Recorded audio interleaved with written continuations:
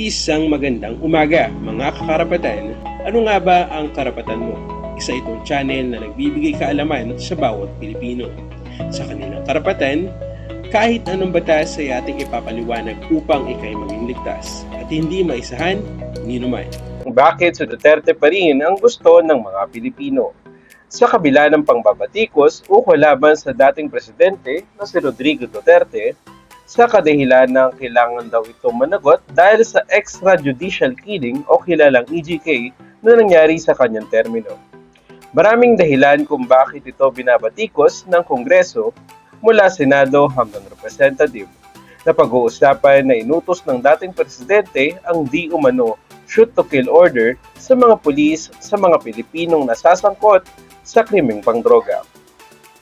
Ayon kay Carlos H. Conde, isang researcher mula nang maupo si Duterte, kanya nang pinamulan ang war on drugs na nagdala sa pagkamatay ng 12,000 na Pilipino at umabot sa 2,555 ang sangkot na pinatay ng Philippine National Police.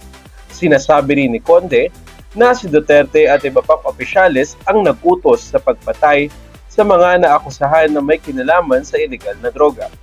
Isa rin itong naging stepping stone ni Duterte noong eleksyon dahil na rin sa pagiging mayor niya sa Davao City.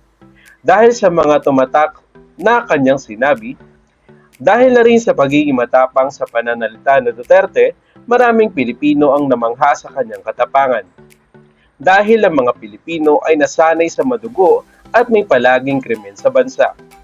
Kaya na rin ang mga Pilipino ay nagtitiwala pa rin kay Duterte dahil siya lamang ang nag-iisang presidente na nagpabago ng sistema sa bawat lugar, ayon rin sa mga normal na Pilipino o mamamayan na bago ang kanilang buhay dahil na rin sa takot na gumawa ng krimen dahil na rin sa mga pinapatupad at sinasabi ni Duterte.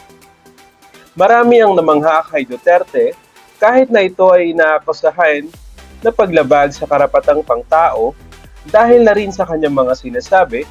Ngunit kahit na ganoon ay maraming Pilipino ang sumusuporta pa rin sa kanya.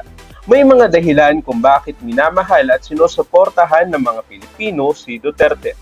Panguna, dahil sa sistema na kanyang binuo, nung siya'y naging presidente, marami ang nagsasabi na naging mas ligtas ang kanilang buhay nang naupo si Duterte dahil na rin daw sa pagunti ng mga kriminal, dahil na rin sa takot na mahuli ng pulis, at ang mga Pilipino raw ay mas malaya na umuwi ng walang inaalalang kapahamakan gabi-gabi. Pangalawa, credentials. Si Duterte ay hindi lamang isang abogado, isa rin siyang piskal na nanilbihan sa Department of Justice. Ang trabaho ng piskal ay hindi madali dahil sila ang unang tao na umuhusga kung ang kaso ay may saysay. At naging mayor din si Duterte ng Davao sa mahabang panahon.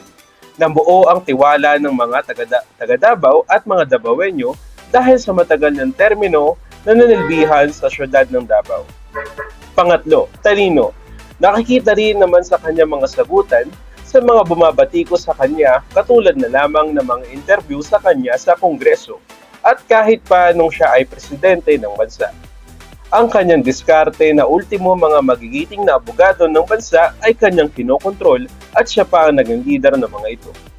Iilan lamang yan kung bakit pinipili si Duterte ng mga Pilipino, ngunit lagi nating iisipin, maaari tayong maniwala at mag-isip kung tama pa ba ang ating iniisip. Marahil hindi natin masisisi dahil ang isang normal na Pilipino ay gusto lamang ng normal na buhay. Iyon lamang. Kung nagustuhan nyo ang video, maaari natin itong i-like, i-share at i-subscribe ang ating channel. Ayun lamang, maraming salamat.